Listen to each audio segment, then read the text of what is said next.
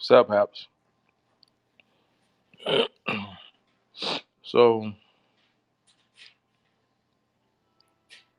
I heard some disturbing news today.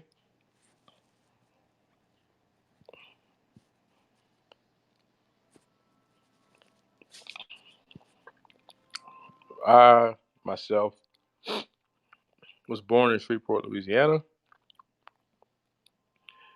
I am a black American physician and producer slash hip hop artist. And my roots, what's up, first viewer? Namaste. Go back to the 80s. I was going between Shreveport and Dallas. My pop stayed in Dallas as my parents got divorced. I would go spend time in Oak Cliff, Dallas, and I come back to I come back to actually Vivian, Louisiana, which is a very small town. And I went to high school in Shreveport. I had a lot of family in Shreveport, and my childhood was spent mostly in suburban. Well, no, it's rural Louisiana, northwest Louisiana, on the Texas Arkansas border, going to the bigger city for high school and for pretty much recreational purposes. If we went to the movies, we go to Shreveport. If we wanted to go to, you know, festivals, we had several festivals that would take place in Shreveport. We would go any big concerts. You got to understand, the Shreveport, Louisiana that I grew up with is completely different than this one. Like everything else in life, right? There weren't when I was growing up in Shreveport. There weren't the river boats were not there. The gambling and the river boats were not there. The riverfront was just, it wasn't big boats. That's totally new to me when I come to Shreveport. And I came to Shreveport and I did a concert with Randy Porter from Portland.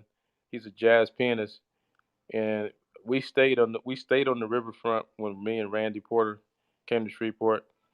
We did our concert, and it was cool because the atmosphere was like, this is awesome. Like I was thinking, like 20 years before that, more like 40 years, you'd had to stay in a hotel in the city, and I don't know what the nightlife was like in Shreveport back in the day, but it was actually nice to give him to be able to accommodate him when he came to our fine city. And make no mistake about it, it's my city. I was born there. My father worked there, lived there. We stayed there when we were kids. I went to high school at Caddo Parish Magnet High School, which was the first magnet school of its kind in North Louisiana for sure. I don't know about New Orleans and the Southern Louisiana.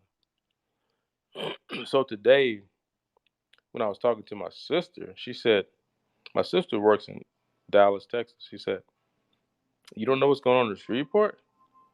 I'm like, "What do you mean?" She's like, "We got like a little baby Chirac going on out here. Like people getting shot left and right. The amount of violence." My sister is a hospital administrator, so we have interesting conversations because I'm on this end being an MD, she's on that end being an administrator, so we can have really good conversations.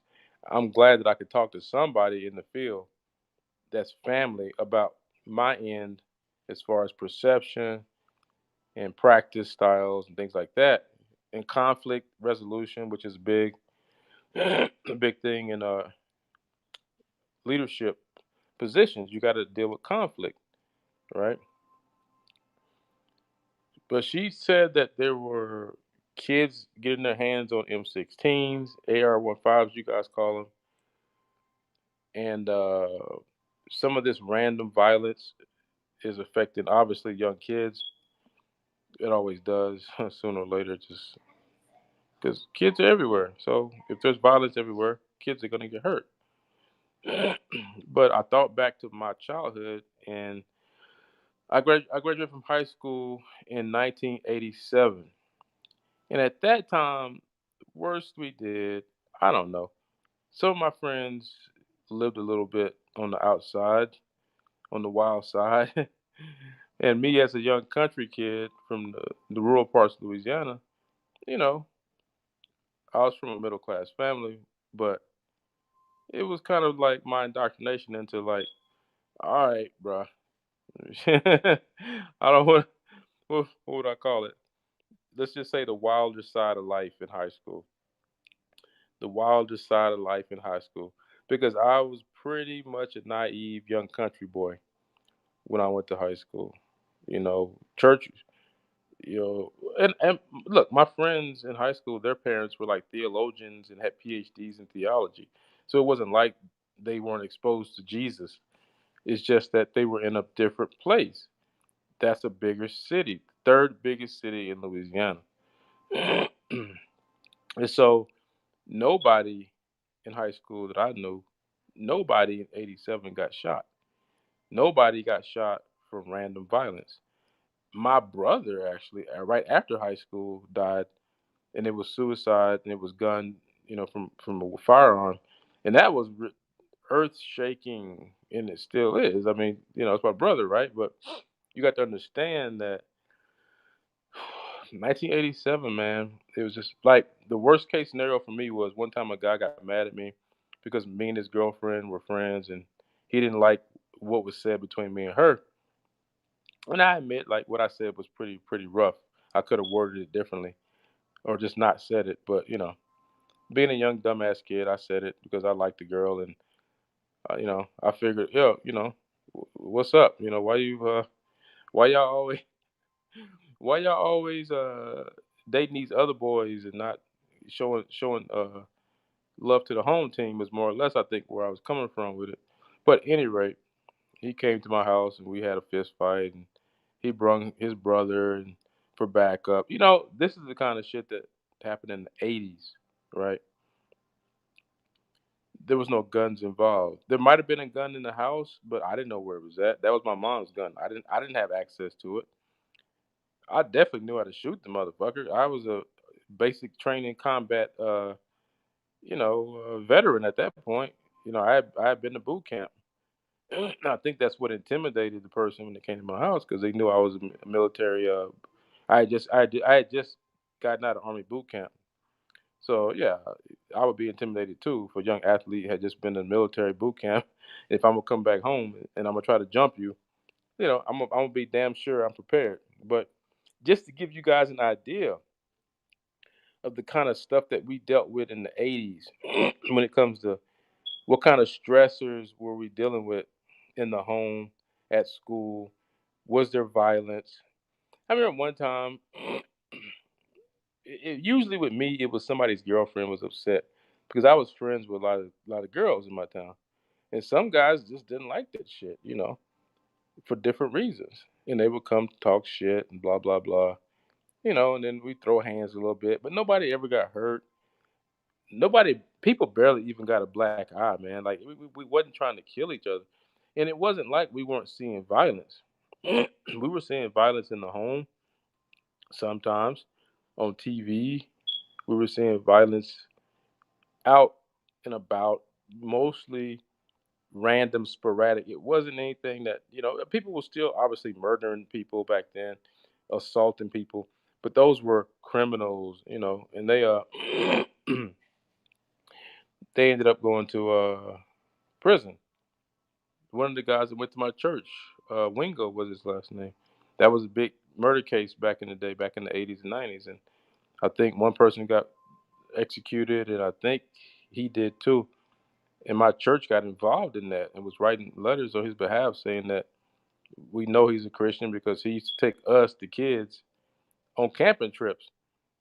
So crazy thing is, I was on camping trips with like convicted murderers in the future that nobody had any problem with it. The environment back then, man, you gotta understand that it just wasn't something you expected. So this whole change, this whole trend towards our suburban urban areas turning into Chirac, becoming Chirac is, yeah, disturbing.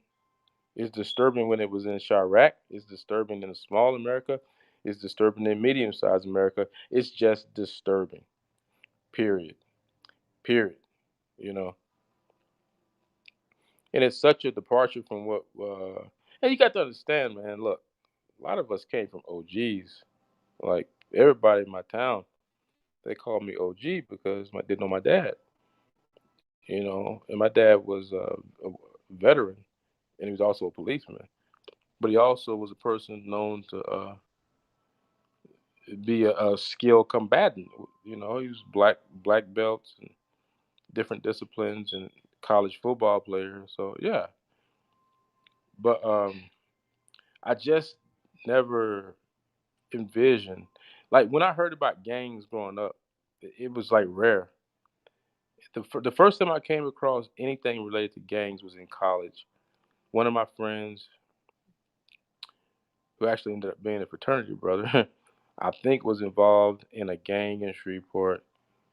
So I think he was living in two lives. He was living the college boy life, and he was living gang life, 80s gang life. Thank you, because it's different. 80s gang life is different than 2000 gang life, 1990s gang life, right?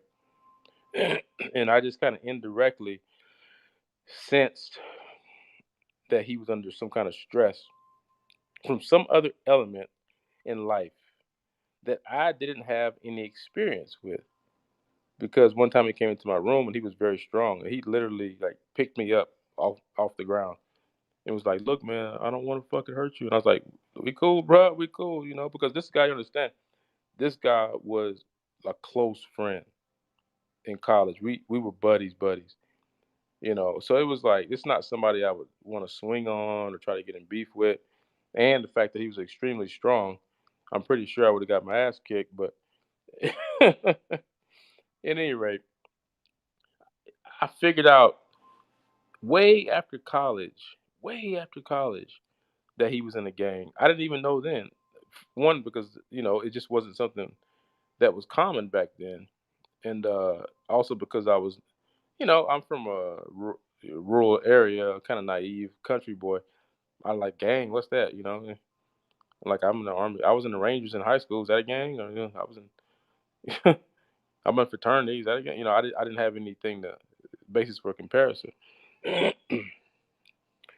But when my sister told me about Shreveport, which is a population of, I don't know, several million for sure, third biggest city in Louisiana, having this sudden increase in the past 5 years, I don't know, I'm guessing, in violence, murders, a lot of children getting shot and murdered, getting caught in the crossfire. What my sister said happens, they get caught in the crossfire. It is,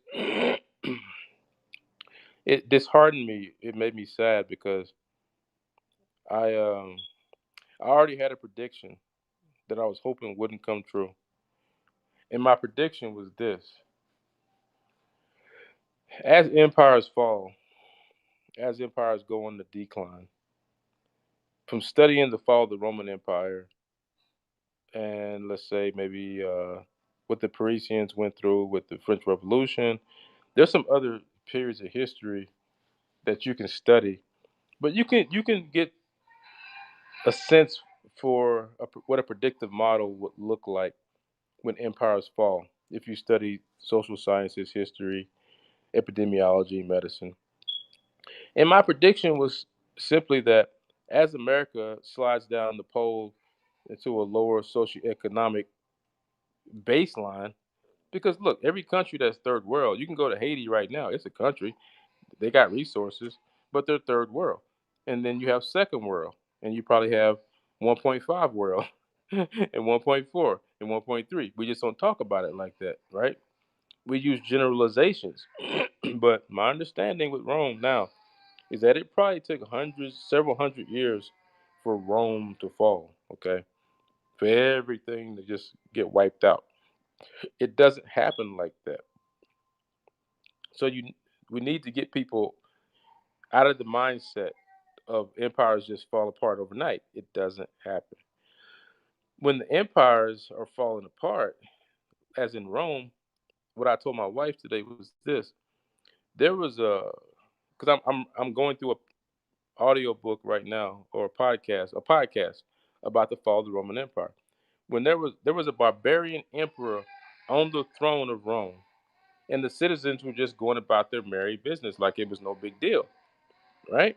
So just from what I told you, just that bit of knowledge right there, that should give you some insight into how things are going to play out in America as it falls apart. Okay? And make no mistake about it, we can recover from COVID. We can recover from some of the deficit. It's unlikely we're ever going to pay off all 20 plus whatever $1 trillion. I don't even know what it is now. It's just unprecedented in history that anybody has this level of debt. Okay. So nobody knows how this plays out exactly. But the lower socioeconomic groups in history, as things fall apart, things don't look pretty. Because you can look right now at Venezuela. Sugar Booger, what's up? What's up, fam? That's good, Sugar. You saw my post earlier on Instagram, huh? You hear my daughter screaming in the background? That's what my wife likes to do. She turns on this baby cam, and my daughter's supposed to be sleeping, and then she starts screaming for like 30 minutes straight. So if I ain't stressed out yet, just wait a little bit longer. It sounds like a goat dying, is what it sounds like.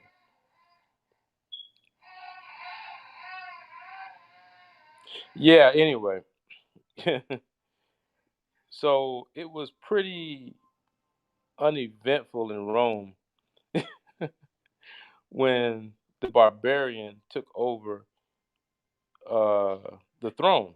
And I found that to be very fascinating because it told me that people went about their daily lives and did what they had to do day to day, no matter what was going on in politics. And I would definitely call an emperor that was from the barbarian class of society at that time, which they labeled barbarians, the Visigoths. The who were the other ones? The Visigoths were the Vandals, you know, and eventually the Huns, which that was a problem for the Romans. But nobody really changed up. They didn't switch up day to day activities, from my understanding. And when you study Rome, understand, throw away what you were taught in high school. Even the PhD that's doing this podcast, he said he was somewhat biased towards the old story about the barbarians taking over Rome, and he said that's what you teach people as far as what's wrote. What really happened was much more complex. Okay, but the currency being debased, Rome went through that. Um, my understanding at this point is that when people started having problems with goods, services, and their currency, the language not being understood because it was becoming over time, over hundreds of years, a hybrid of what. Well, they spoke Latin, and Latin turned into all the Romantic languages. Don't forget, we call them Romantic languages: Portuguese, Spanish, French, Italian. Right? They all used to sound like Latin. And so you can do a whole nother study if you want and get a PhD in this as well. And what happened as the language slowly transitioned from Latin to the Romantic languages. Fascinating how long a period of time it takes for empires to transition into whatever they're going to transition to. And you could even say we still have the Roman Catholic Church, we still have Rome, Italy. So could you make the argument that Rome never completely fell? On some level, yes, you could. On some level, yes. I studied Latin in high school and in college. On some level, Rome persists to this day. America and England are often called the modern day Romans, okay? Because the Romantic languages, English partly came from Latin, blah, blah, blah. The Romans, as they migrated, They actually Great Britain was one of the colonies, and the Roman Empire, the eastern part, Constantinople did not fall.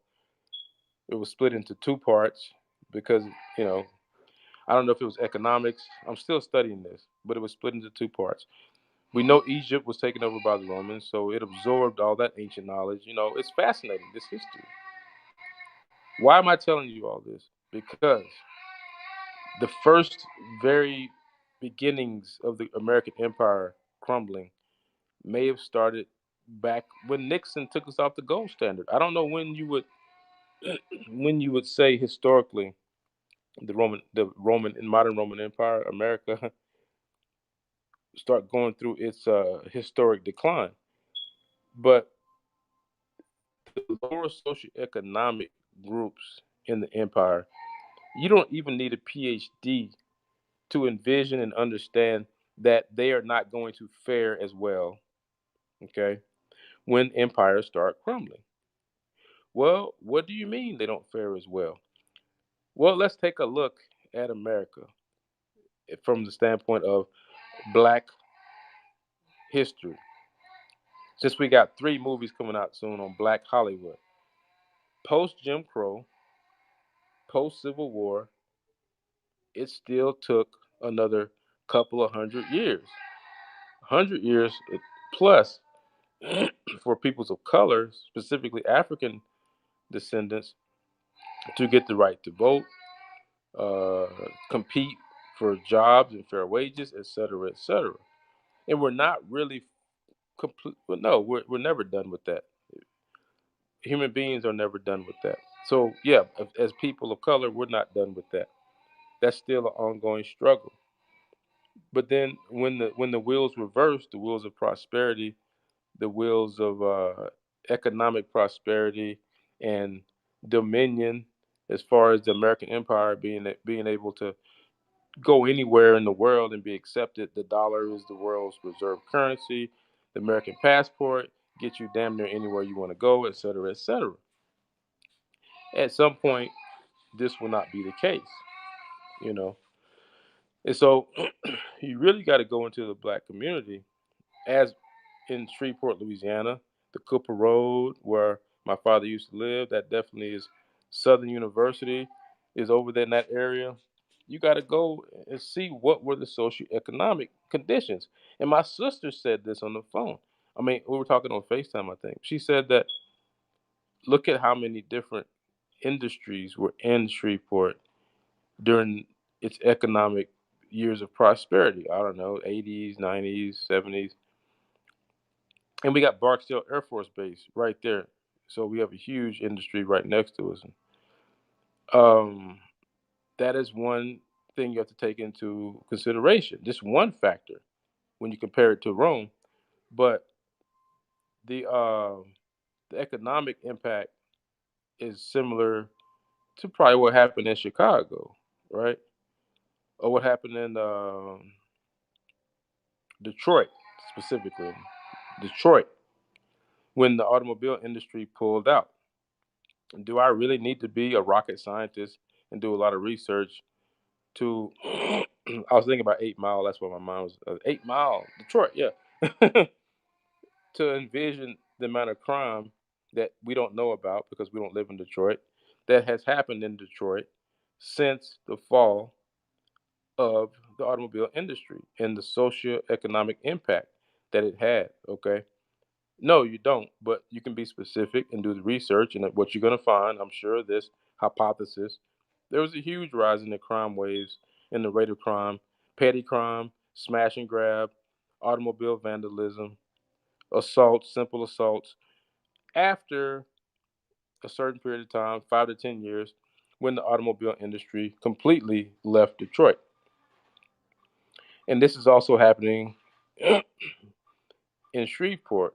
My sister was basically telling me that there isn't as much industry in Shreveport as there used to be.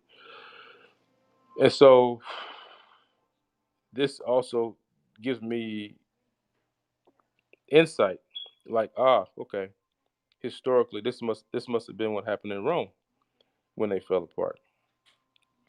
Because Rome was definitely a caste system. They had the senators and the emperor, and then, the people that were probably in industry, wine, cheese, farmers. And then you had the people that were from outside the Roman culture, the barbarians, if you will, that were allowed to enter Roman culture, but they never were completely integrated in Roman culture. And so each group had to experience the fall of the Roman Empire differently based on their belief systems, their mores and values, their level of socioeconomic independence in Rome at that time. Because the other day I was listening to the audiobook or the podcast, and he said, envision a thought experiment. Because we don't know what an actual Roman, a barbarian, which is a bullshit word. They weren't barbarians. They were people, had different values, different ways of doing things. But that's what the Romans' great contribution to history. One of them is that they made sure they got labeled barbarians. So my daughter's still, but in a thought experiment, he envisioned a Roman nobleman, person with means and money, hiring some of the Visigoths or Vandals because in his community he needed a security force. And so he went out and found one of the Roman, not Roman, one of the Visigoth chieftains, if you will, and offered him a certain amount of gold or goods if he brought his people into the Roman community of this nobleman and became basically bodyguards and mercenaries. And then, after a certain period of time, when Rome had further declined, maybe these Roman mercenaries got tired of not getting paid, got tired of listening to this person when most likely them or their family helped contribute to the deaths of some of their countrymen, and they probably broke off and did their own thing. And when this was talked about in this audiobook, this podcast, it made me think like, okay, so when you hear the Vandals came and sacked Rome and the barbarians that sacked Rome, that's such an oversimplified version of history that it shouldn't be taught at all. It shouldn't even be in the books. Because what happened is closer to that thought experiment, most likely. These people were hired for to do a job, mercenaries, they were warriors, they had trained their whole life, and some of them were fleeing the falling Roman Empire as well. As the Roman Empire fell apart, it affected them. And they were looking for ways to feed their family if they weren't farmers, right? I mean, look around as industry falls apart in America, as infrastructure falls apart. People in certain sects of our society do not have economic security. You know, our social security system is not a safety net. It's I don't know what it is. It's something, but it ain't no social safety net for people in the upper half of the socioeconomics. It's just there's not enough money, right? And so the way this plays out historically is very, very intricate. I'm sorry, I can't take my daughter's. I'm gonna turn it off for right now because it's really distracting my train of thoughts. So think about the things I just said when you think about the violence in the inner cities and now in the suburban areas where I'm from, Shreveport, Louisiana. My sister's saying Shreveport, Louisiana turned it into Chirac. Uh, is some of this tied to the decline in the because people want to oversimplify this process and say, oh, these black kids just weren't raised right, and it ain't all black kids. Trust me, they ain't got no home training. When historically, I would say we come from one of the strictest parenting groups in American history is African Americans. I would say our parenting in the '80s was rather strict. Matter of fact, somebody put a meme up and they said that how do you turn this damn thing down? That well, basically the meme was like, what happened back then would be considered child abuse. What you call normal child rearing would be considered child abuse. And you would tell your kid if your mom and daddy do that, you need to get on the 911 call. And that's it's funny, but it's different now. It's just different, right?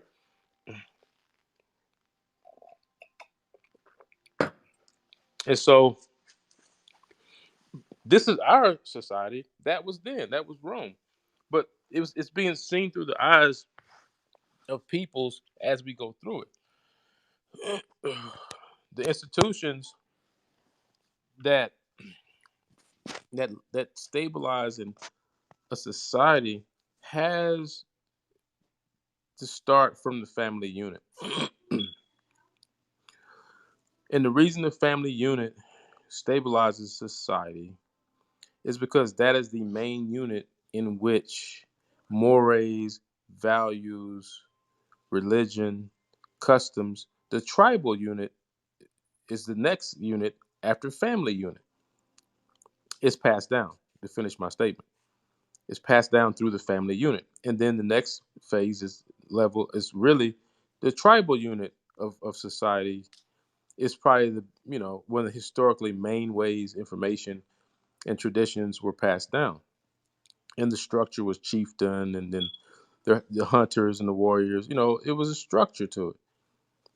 And this structure kept things going. It kept things functioning during the hardships of Mother Nature.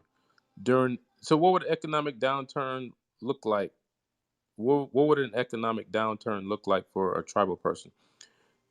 Too many winters with not enough growth in the crops. The animals are migrating into a different area. The buffalo are being shot by all non-Indian people, our main source of meat, etc., etc. And so, what type of psychosocial stressors would the tribal unit have to absorb if we had to do a thought experiment? Well, how would you feel if you had to go a week without buffalo meat? Your daddy comes back from the raiding parties empty-handed. Crazy Horse used to come back with all kinds of horses and guns. I read this. He come back with one gun and one horse and one bag of wheat. Like, we weren't that successful, all right? What if you're not from an agrarian society? The cattle Indians where I'm from were river Indians. That means they probably fished a lot. They probably didn't grow huge hundreds and hundreds of acres. I don't recall that. So they were hunter gatherer, fishermen, et cetera, et cetera. The cattle Indians from Northwest Louisiana, Bloody Cattle Parish, because they like to lynch black folks up there. That's why it was called Bloody Cattle Parish. Okay, so we're not hunter gatherers anymore. We depend on other people to hunt and gather for us, and the society assigns to us a role that the society feels like will fulfill some need, and then they reward you with worthless paper money. Okay, in the tribal unit, your role was rewarded differently. I would say maybe the tribal council, the people, the elders recognize you, your family recognized you. You easily slid into your role because it was a role that everybody before you had already prepared you for. There were rites of passage for young men back in the day in Africa and Native American, right? We don't have this same structure anymore. So our young men and women, in the midst of the decline of the American empire, with the increased jobless rate, drugs, alcohol, people are desensitized to violence in our society. I play a lot of Call of Duty. It's one of my favorite pastimes when I'm just chilling. But let's be honest. If you grew up with Call of Duty from the age of 3 all the way to the age of 40 or 50, you're going to be at least a little bit desensitized to violence. It's just fact. And if you don't know that while you're playing it, I feel sorry for you because you need to be aware of these things so that you are aware of how you're being affected by the environment and by the things that you're exposed to. So this whole trend towards increased violence in the suburban areas, I predicted it. I'm sad to say it's unfolding because when my sister told me about the increased amount of gunplay going on in Shreveport, Louisiana, and the amount of young men that are getting shot, it was like, damn. I was just like in my mind, I was going, I knew this shit was gonna happen after COVID, and I didn't blame COVID, but what I was afraid of was that because of the prolonged isolation, just socialization being affected, industry being affected by how with transporting of goods and things being missing on the shelves, all things that happened as a result of COVID. Of course, that those things affect economics. They affect jobs. They affect and I knew that the poor parts of America, the South, and I knew that the socioeconomics in the hood are different. People in Oakland probably going through this. People in Chicago going through this. People, you know, wondering how am I gonna pay for college? Where are the jobs at? Can I save money for school? When I come out of college, I'm not even guaranteed a job because there's just not the same jobs available. I just listened to a report on the news recently, and it talked about how the jobs reports, weren't as promising as they thought they would be at this point. They're still better post COVID. It's improving, but they didn't get percentages, but they just said that they were concerned. That's all. So when they say they're concerned, that means that people ain't got jobs, okay? And it's a huge number of people, and we're trying to get infrastructure in this country back. I mean, I hope you know history enough to see that what President Biden is doing is basically trying to recreate the New Deal of President Roosevelt, because after the Great Depression, he had to figure out how he's going to stimulate the American economy. And to stimulate the economy, you have to have things happening. Goods and services have to be swapped back and forth. Goods and services. Okay, that's really what you're measuring with gross domestic product, et cetera, et cetera. So if goods and services are slowing down, the kids in the inner city, in the rural parts of America, suburban, rural, are experiencing greater jobless rates. Um, I mean, the stressors that I had in my family growing up were if my mom's in her minimum wage job with her three kids was dealing with stress. Sometimes it was because the employer was being maybe unreasonable as far as what wage they wanted to pay her. Okay, this is way back in the '80s, man. Way back in the '80s. And so right now I'm hearing the cost of goods and services going up. Look, the house I built in the Philippines, my wife just told me a few minutes ago, an hour ago, whatever, that she found out that right now it will cost double the amount of money. So if you want to know how much the cost of goods and services have gone up since COVID, there's one of the little benchmarks you can use. The brother from the hood telling you that a house that costs X now costs 2X in a third world country just to get the wood and the goods and services. If it's 2X in a third world country, you best believe it's 2.5 to 3X here in America. It always works out like that, right? Because it's harder to get goods and services in a timely fashion. There's not an abundance of skilled labor and physical goods like there was X amount of time ago. And when this plays out in the inner cities, it's definitely going to be parents not having as much supervision and time with their kids because they're stressed out. The kids kind of doing their own thing, like the latchkey kids did, Generation X.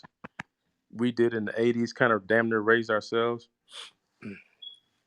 Are those goods costs really needing to go up, or do they just want that extra cruise to the Bahamas? Supposed? That's a good question. I mean, my understanding of it was kind of came from, did the Chinese stop making as much stuff as they used to make? Did the Chinese say, all right, motherfucker, you want to blame us for COVID? Make your own shit. Because that's what I would do. Honestly, if your country blame my country for COVID unjustly, and I know because I have access to the underground shit because I'm the president or whatever of China, right? I don't even know what the fuck China's got. What has China got? A prime minister or president or what? What's their leader called?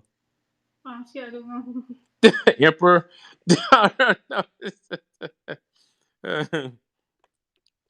I think. No, the president, right? Yeah, president. Yeah. They're Democrat, but the Communist Party took over. So now they're communists. So anyway. But yeah, communist countries supposedly elect their leaders too, don't they? But anyway, yeah, man, this is a complicated socioeconomic, psychosocial net that we've created since COVID started. And what we're seeing play out now in America is now the jacked up cost of stuff, you know, goods and services that we used to take for granted now cost us a little bit more. And if there aren't, supply and demand is a push that drives what goods and services are created. But there's got, look, this is what we're dealing with on the reservation. There's a huge list of jobs that they just can't fill. They just can't find the skilled labor force on the reservation to fill these jobs. That's part of it. The other part of it is I can see a lot of these kids are not trained. Because look, I grew up with my uncles doing construction work, working in fast food restaurants. I worked in agriculture. This, we was chopping cotton and all kinds of shit, picking potatoes. These young kids nowadays weren't raised the way I was raised. So what do they do in high school? They work fast food restaurant, right? Maybe. Do they have uncles around that have odd jobs that they can do like my uncles did so they can get money? And then what's the pressures on these kids? You got to go to school wearing $200-300 Jordans and shit, or you ain't cool, right? I don't know what that's like. If I went to school in Polo and Nike, it was all right, but I didn't have to do it. I could have wore my Chuck Taylors and my generic ass Walmart shirt. The pressures weren't the same, you know. But we talked about the fact that when an empire starts crumbling, what happens to the lower socioeconomic groups? Family unit, okay. The tribal unit don't really exist in America. What would the tribal unit be? Church, I guess. Okay, church. Well, these kids don't go to church anymore, okay? Because that is a whole nother layer socially, a net that can catch you if you fall, death in the family, blah, blah, blah. That's another net that can catch you and help nurture you back to sanity, and it's just not a part of these kids' upbringing anymore. And now there's all this perceived need, and so you know where are they going to get it from if they don't have the skills or availability of certain jobs that traditionally high schoolers would take, like fast food, like summer work in agriculture, like summer work in industry, because you got to be a certain age, I think 16 or 17, right?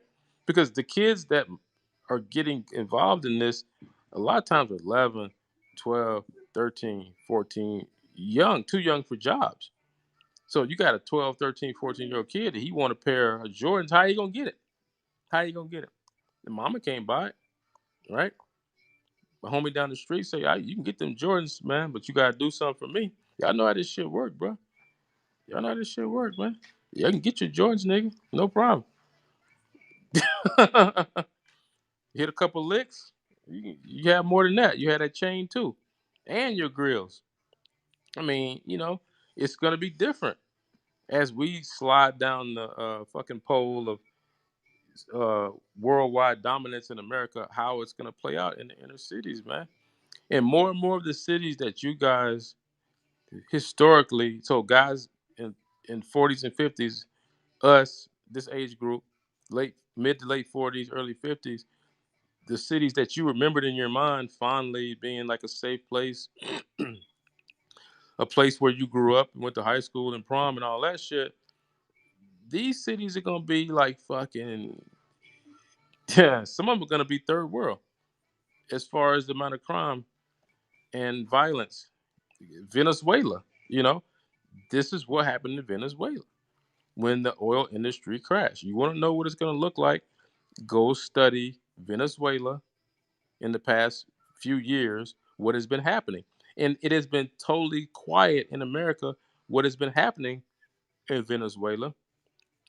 As our vice president went down there and said, don't come up here. But I mean, what else is she going to say? What else is she going to say to people in Mexico and other countries? If America right now is falling the fuck apart, right, because of socioeconomics, and if there isn't the insight to create jobs, and if the border is unsafe, what else is she gonna say? Oh yeah, this is the promised land. Come up here. We got the solution. Shit, we probably part of the problem if you want to be honest. But if you in a situation where your family's life is being threatened, you can do what the fuck you got to do. I ain't telling you what to do because I don't know what I would do. All right, let's just keep it 100. I don't know what I would do if I came up if I woke up in my neighborhood and suddenly I can't go to the store and buy a loaf of bread without my wife and my family's life being threatened, or don't even know where I'm gonna get the money to get the bread. Don't none of us know about that kind of stress, man. Most of us don't know about it. We may be figuring it out real soon, you know. While all this goes on, you have the horsemen of the apocalypse doing their thing: war, pestilence, famine, right? We ain't even talking about mental health in America. We ain't even talking about spiritual and mental health, which is always something that seems to be on the back burner in this country when it comes to what are we going to address.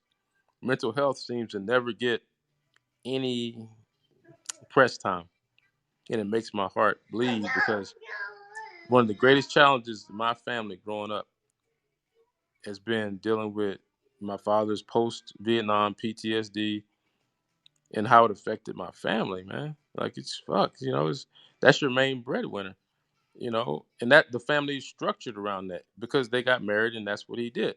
It's different if the mom comes out of high school, like my sister already has a baby, and then she's been conditioned by my mother, like, no, you need to go get a job, you need to go to college, I'm gonna help you. Then my sister now is an executive. My sisters are corporate women, you see, but they were conditioned to do that. Okay, if you come from a different era, different background, like my mom's, this fucking stress and this trauma affects you differently. And don't think just because you can get out there and make that bread, don't think you're not psychologically affected by trauma. That's just stupid to think that. That's not how it works. Let's just say the way the male and the way the female in the family deal with stress and trauma is totally different. I'm a male, my sister's a female. So I'm the oldest in the family, she's the middle child. So the way each person in birth order and based on their sex, male or female, the way they're ordered in birth order and their gender is going to dictate somewhat to a great degree patterns in how they deal with stress and how they deal with trauma and PTSD in the family and all that. So in the inner cities in America, in the big suburban areas, you're dealing with stress, PTSD, alcohol and drug abuse because people don't go to a psychologist. Because where I work, there ain't no psychologist. There's one on the reservation. There's one psychologist. She doesn't work for the tribes. She doesn't work for them. She'll take like Medicaid maybe and private insurance, and then they have one or two tribal psychologists that are doing the best that they can. They're dealing with the whole reservation, thousands and thousands of people, 2,400 in one city. Other cities probably got 1,500. That's two, three, four. Plus the surrounding areas. This is that's easily 5,000 people. Plus 5 to 10,000 people for one or two psychologists? Nah, nah, it ain't 10,000, but it's probably closer to 5,000.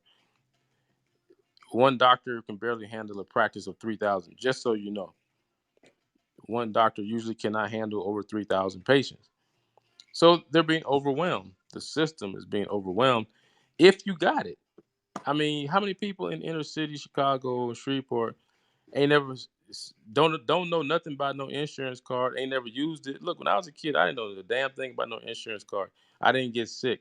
This is how young kids think, okay? They ain't saying, "Oh, as I grow up and I'm having depression, anxiety, family stress, right? All the signs of PTSD. Oh, maybe I should go see if my copay is done, schedule an appointment with the psychologist." No, no, no, no. That's not how it plays out. Okay. And for people to expect that in America is nothing but naivety. And the naivety of America has definitely contributed to the decline and fall of the American empire. This naivety probably happens in every single age, whereas the haves always question, why don't the have nots just get their shit together? You know? Why can't they just pull themselves up by the bootstraps? Until the have nots look like you, the haves, and then when they look like you come up with another excuse. There is no excuse. The answer is ignorance, you know, right? Greed, right? Pride, all the different vices that we talk about all the time. This is why it happens, okay? It's not a question of whether somebody's wrong or right.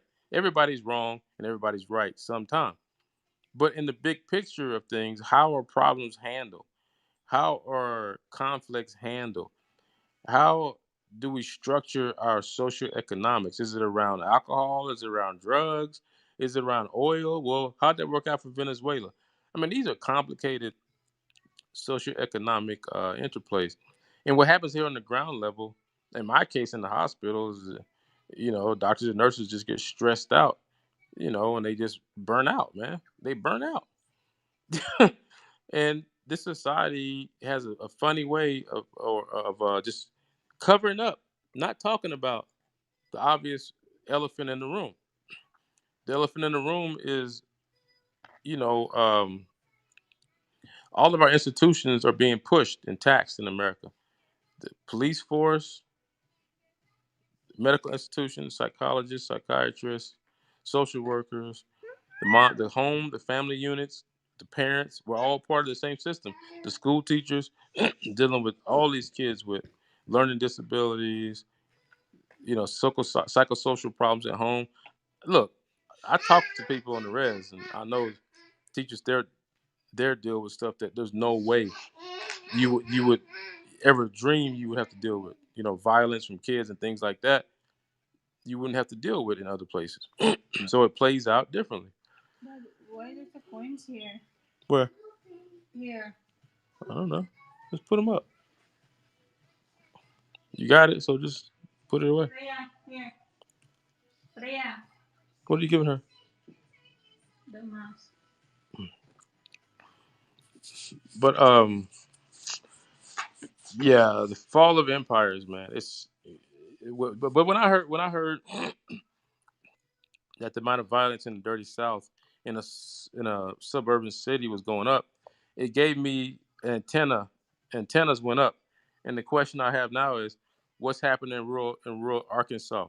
What's happening in rural Texas? What's happening in rural Louisiana? What's happening in rural Mississippi? And how much of it is not making the news every day? How many of these murders and assaults and licks getting hit, as they say, breaking and entering, carjacking, et cetera, et cetera. It's just not enough to make the news because our news doesn't like reporting stuff that they don't deem to be like sensational, if you will. If you just go to look, this is where I go to for my news. I usually go to NPR if I'm traveling, NPR, and then I sometimes I go between Fox and the competitor, and then I'll go to BBC News, and I shuffle between all of these different ones, and then I go to the internet and go to all these different independent little sources, Facebook posts, Instagram, and I'll see different links to different news stories from all these different internet media, and that's how I kind of get my overall sense of what's going on in the world. Now, that leaves a huge hole in what's going on in the hood. So, my sister telling me today that my city I grew up in and went to high school in and I was born in has turned into Chirac was a little bit wow to me. You like, I've been out of pocket for a minute. I've been in Montana for 20 years. I've been dealing with my own struggles, trying to make it, blah, blah, blah.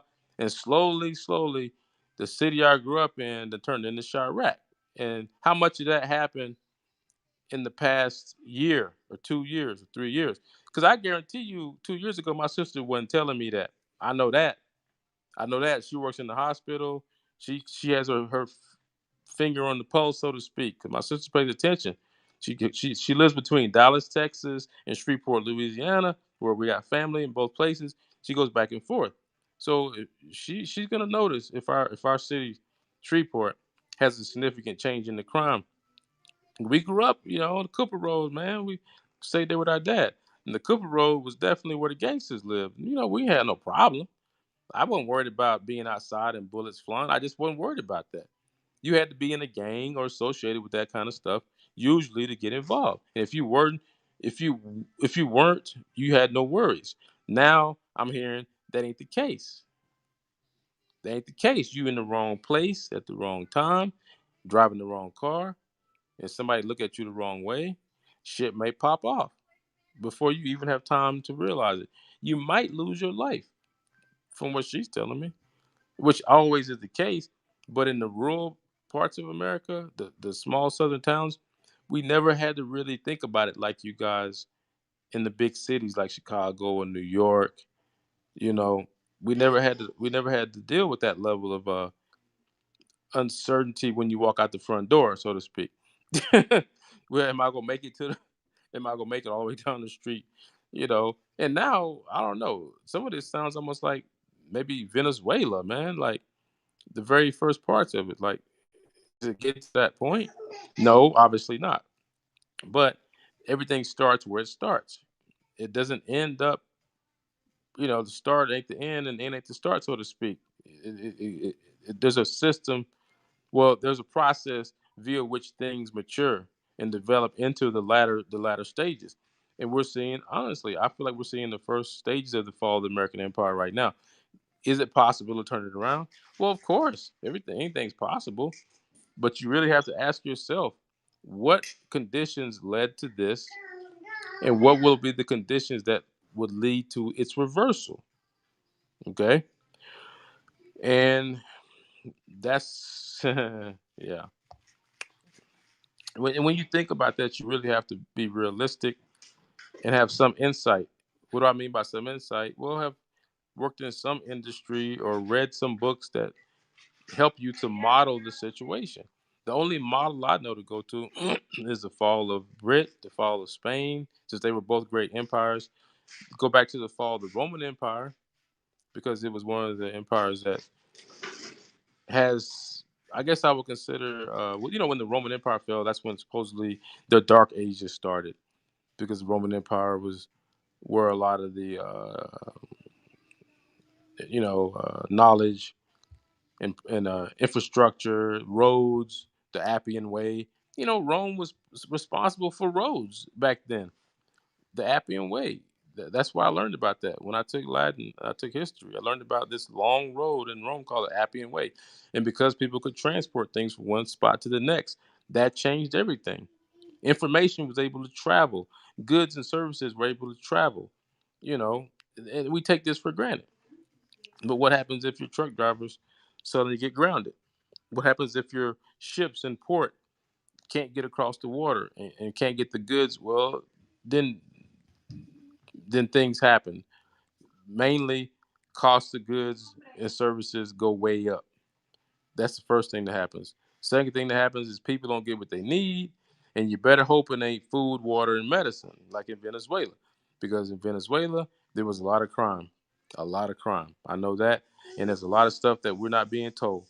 I heard domestic violence and child abuse went up. This is what I heard. Look, if I'm hearing all this way up in America, I don't live in Venezuela. Do you know the amount of shit that has to happen in another country before a person in another country hears about it? It has to get to a point where it's like really bad. Otherwise, the news will not cover it. I don't have friends in Venezuela. I don't have family. So there's no way I would know what happened in Venezuela unless the news media reports, or either the news is delusional or it's happening on a scale where the news finally reports it. So these are the models that we need to look at in America. Because when America falls, bro, look, it's not gonna be pretty. We are the light, man. I don't care what nobody says. We the light. The light can be as funky and dim as you want to say it is, but it's light. And I'm in a world that's full of darkness. So, and because I have a belief in wisdom and compassion, I always think there's a way out. Me myself, I always think there's a way out.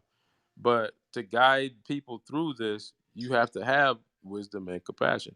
Wisdom is knowing what happened historically, what led to the fall of certain empires, and are we falling into that same trend, right? And you have to really look at what happened to the socioeconomics post COVID, how it affected trade, import, export between China and other countries. And then you'll start getting to the root of why you're seeing prices go up in lumber. You know, why it costs me twice the money now to build the same house in the Philippines. What is the cause of that? But just knowing that gives you some insight. Sometimes you have to build models with limited information, and you can 2 points can create a line, but as you fill in more and more points, you get a more and more accurate view of why the conditions led to these conditions, and then the solution, optimal solution, is based on knowing the causes of the conditions that you're currently dealing with. Any model, good model, socially, psychologically, should be based on those that type of insight. So, any rate, 1 hour, 2 minutes. We're gonna hit this subject again as I get more information because I really want to model on here, as in a thought experiment of if America does certain things, what would the outcome be? So I want to do some more research on the fall of the Roman Empire, continue to make correlations between what America and Europe has been going through and where we're at now. And then the thought experiment is, what if they had did X, Y, Z? So what's one of the major things Rome could have did in a certain period of time that lessened its decline, changed the slope of the decline, so to speak, so it was slower? These are the kind of intelligent questions that you can ask that lead to insight into, is politics going the right way, the wrong way? Because look, you can always pull out the sword and the gun and the cannon and the nuclear bomb, threaten everybody in the world, take all their shit, and extend the life of your empire. Rome was a conquering empire, and it had to conquer to keep things moving, you know. But when Rome stopped dominating and conquering, that definitely led to beginnings of the fall of its empire, and it had to hire a foreign force to fight because it had to have an army. You know, any modern society in our time has to have an standing army, and if your standing army really, really, really don't want to be there, you got a problem. You got a serious problem. We ain't got to that yet. I don't know if we ever would. I doubt very seriously if the Army, Navy, Air Force, and Marines would say we gonna be a little short on your paychecks, especially knowing in the Army once you go AWOL, they gonna lock your ass up in jail. So that is a great deterrent as well. But believe me, that comes from somewhere. That comes from somewhere. Look, if you leave your job, you don't go to jail. If you leave the military, you go to jail. Well, you better think real hard about that one. Well, where'd that come from? Because this is just a job. Yeah, the military has a whole different set of rules. UCMJ. They have their own judges. They have their own laws. It's a whole nother world. Okay. But when your soldiers and servicemen start getting disgruntled to a high level, you got a problem. I don't give a damn how much you threaten them, how much you threaten to put them in jail and take their money. Article 15, take your money. Court martial, go to jail. At some point, right?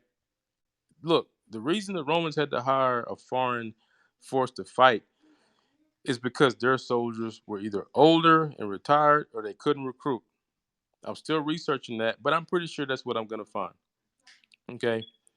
And this is the point. If you build a society like Rome, then you require an army to even exist because your whole mode of prosperity, the whole source of your prosperity is rooted in pillaging and taking from other cultures. And then once you get your seed money, they'll call that seed money and manifest destiny, right? In imperialism, that's called seed money. Then you build your holier than thou Emperor Constantine societies that's built on the backs and the blood of other cultures. And you can say that's normal cycle of history. Okay, maybe it is. Maybe there's another way. That's a whole separate debate. I'm simply talking about the way some of these modern societies came into existence. Okay, there's seed money. Okay, we know where it came from. So the institutions in your society that have to be there, the police, the school teachers, the lawyers, and the doctors, and all that, and you know, Army, Navy, Air Force, Marines, they got to get paid. They got to get paid, man. And so they gonna get paid. It's just that if we enter a period of inflation, hyperinflation, it's not going to be pretty, man, and people are going to be more stressed out. So the point for me for bringing things to people as far as insight and trying to use intelligence and wisdom to build models is because in medicine you cannot prescribe a solution until you know a diagnosis. And in America, it's extremely difficult to get a diagnosis, man. Why are my brothers in Shreveport all now starting to shoot and kill each other? Well, that's a disease. That's a disease. In order to understand a disease, violence, you have to understand the causes and conditions that led to it, and you need to be accurate. You need to be precise and not sloppy like a lot of these politicians. Okay? And if you're precise as far as the source of the disease, then you can prescribe the proper remedy, like the Buddha did with understanding that the causes of suffering was attaching to wrong view, right? And that's the root cause of suffering. Wrong view and attaching to it and basing your actions on lies and delusional thinking. We don't want to do that anymore. My generation for sure as hell don't want to do it because the generation X already been through the latchkey kids. You know, we're all getting older now. It's like, man, we got to have some contribution to the next generation because the next generation, y'all cats don't listen the way we do because you weren't raised that way. You weren't raised with grandma with a switch in her back pocket and a shoe in each hand. So you couldn't really move, you know. It's like you had to, there's advantages and disadvantages to being raised in a strict and then a more lax liberal environment. There's always pluses and minuses, advantages and disadvantages. So let's get away from this. Oh, my generation is better than your generation. You know what? None of us like when somebody younger talks shit to us, confronts us, challenges us. You don't like it. You know, we didn't look. Do you not remember when the seniors in high school used to lord over the freshmen? Am I the only one that remembers that? Okay, thank you. So people that are older, more mature, don't like when people younger than them tell them what the fuck to do. Period. So once you understand that, we can get out of this generational warfare bullshit and just say what are the conditions that led to these problems right here, generationally, historically, because right now, man, America right now, it's hard to even get a true like finger on the pulse in America because so much of what you're told is bullshit and lies that you got to try to siphon, try to sift through those lies and bullshit to try to figure out what's really going on. And then you got to say, okay, based on what's really going on, this is how historically this played out. Because if you try to base your predictive models on lies, unless you know the effect of the lies, because that's what you're doing. If a lie becomes the truth, you still can build a predictive model, but you're trying to say, how do people that believe this type of lie for this many generations end up? Okay, that's how you do that. But it's still nice to know underneath the lies, which looking back in the Roman Empire, we know now because we have, thousands of years of history behind us, and we can look back and see which senators were dirty, which senators were not dirty, which ones were, you know, basically benefiting and doing whatever you would consider to be unethical, and how much the military, the decline in the Roman military led to their fall, how much of the economics was based on warfare and pillaging, how much was based on production. All of this matters in studying the fall of an empire. In the family unit, the most basic unit, yeah, is definitely affected by all these factors. But sitting in the family unit at this level, if you're just looking off into the sunset, you don't know all this shit going on. You don't know. You depending on Fox News and CNN and whatever, whatever. And you got to be a student, man. You got to be a student of psychology, a student of history, a student of the human condition, and you got to be curious for a long time, because it's going to take you a little bit of time to dig through all the information and misinformation. Even historians understand. Historians write in a style. I learned this not too long ago, that when you read a book about the fall of the Roman Empire, understand that author has a certain style of writing, and that author was only had expertise in certain areas, not every single area in Roman life, unless he was a freaking Roman and lived there. And even then, as an American, you could ask me, what is American life like? I'm going to give you a perspective based on me, right? My socioeconomic class, my race, my ethnicity, whatever, that's going to flavor and dictate what part of the country I'm from, what language I spoke. So when you read historians, you got to be aware of their background, their biases, and good historians will acknowledge this, and they will tell you that, yeah, this area right here, yeah, this wasn't my area of expertise. My research was in this area. This is my insight, and they'll move on. Okay, and then you got to go back and do your own due diligence, and if there's a specific area that you want to know about, you got to find the experts in that area. If you want to know about Roman economics, Roman military, blah blah blah, you know, there's certain experts that have expertise in each level, archaeologists, historians, etc., etc. So I'm saddened by what I heard today, that my lovely city of Shreveport, Louisiana, has an unprecedented level of violence. I hope there is some, I don't know, man. Some of these problems seem overwhelming when you hear about them. I mean, shit, black folks were struggling when I was a kid, 1987, 1980s, in the South. And now we have another downturn of the American empire. And as usual, we're affected by it. But we're going to have to use skill, as the Buddhists would say, skill, compassion, and wisdom to preserve ourselves, preserve our mind, bodies, and souls. Because that's really the end game, man. We got to try to preserve our mind, body, and souls. And there's only wisdom and love and compassion can help us do that. And we're gonna have to learn to navigate our own pain, our own lack of, because all of us lack in some area. I mean, I put a lot of work in, man, and I still lack in certain areas, And then there's old age, sickness, and death. The three insights the Buddha had: old age, sickness, and death. So, whatever you're attached to, you're going to lose it sooner or later. And so, learning how to deal with these losses and intelligently, skillfully navigate these losses is the work that is the most important work of our generation. Is to not pass on the mistakes of our fathers to our children. So, until next time, namaste. What'd you say? Do a job? Where you at? Oh, I'm looking at the back of your head. You want to say something to the people? You got something you want to say? No, you received that you have a jury. I can't do no fucking jury duty. Are you serious? Yeah, I did. God damn it. I swear to God. If it ain't one thing, it's oh my god. Fucking jury duty? Really? I already did that. Oh my god. Anyway, I know y'all probably laughing your ass off like this, but it's like just right when I'm talking about stress, right? Stress, like da da da. Oh, by the way, you gotta do jury duty. Oh fuck, man.